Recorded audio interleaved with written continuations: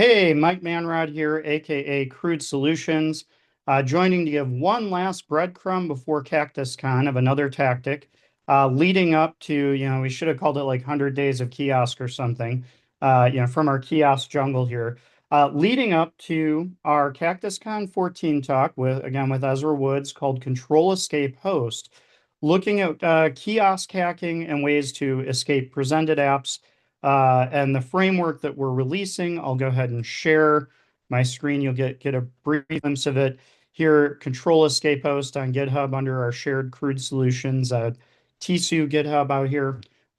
You can come check it out. Basically, it'll be a walkthrough, a guided journey of how to do escape to host testing and kiosk hacking.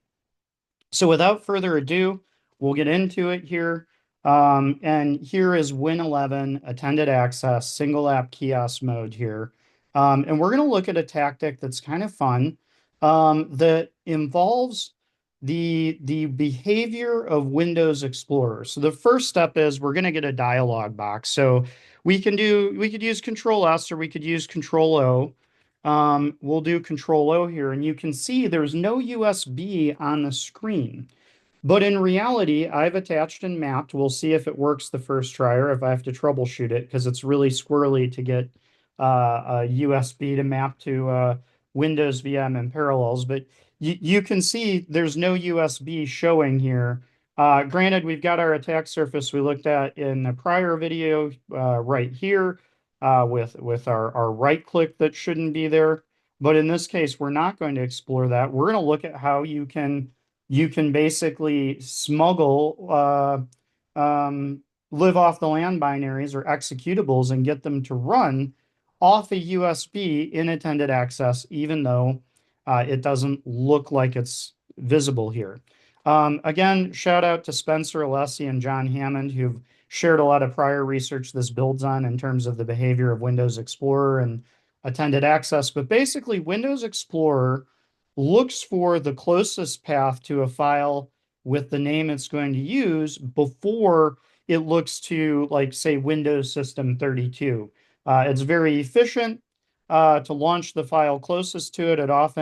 That behavior lands closer probably to user expectations, but it allows for a variety of different attack vectors many people have pointed out over the years. But one of them we're going to look at that's super fun is we don't have a USB here, or do we? So we're going to type ms.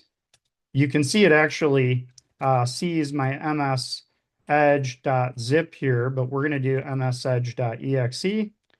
And what we really have is ftp.exe, another trusted signed Microsoft executable, but renamed as msedge. Shout out to the Bingus man for that. Now, there's a few things we could do. We could use exclamation point here to send in PowerShell via FTP if we couldn't do anything else.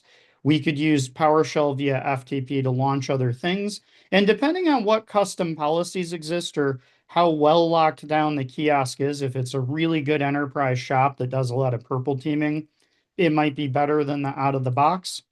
But you can see we can just open a native PowerShell. We can open a native CMD. And something else that's fun is we can actually, and it just hit it due to my Zoom options floating here, but we can actually go into settings and create custom launch shortcuts here too. And if this shell is capable of launching it, depending on trust boundaries and app control policies, this sidesteps some things, but not all things. Not everything runs from here.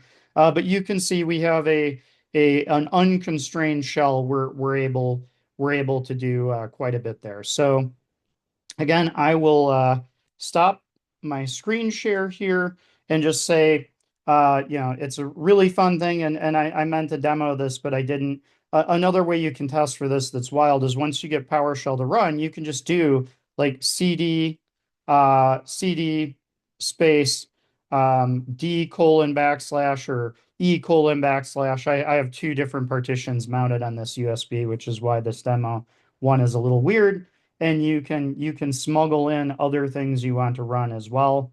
And there's quite a bit you can do there. So hope we see you at CactusCon.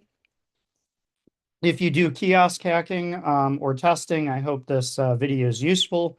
Definitely, obviously use things responsibly. Don't test on anything that's not yours or where you don't have proper written permission. But the beauty of experimenting with things like attended access is you can just spin it up yourself and test it out. So hope you all have a great rest of the week. And those who are coming, I'll see you at CactusCon. Thanks.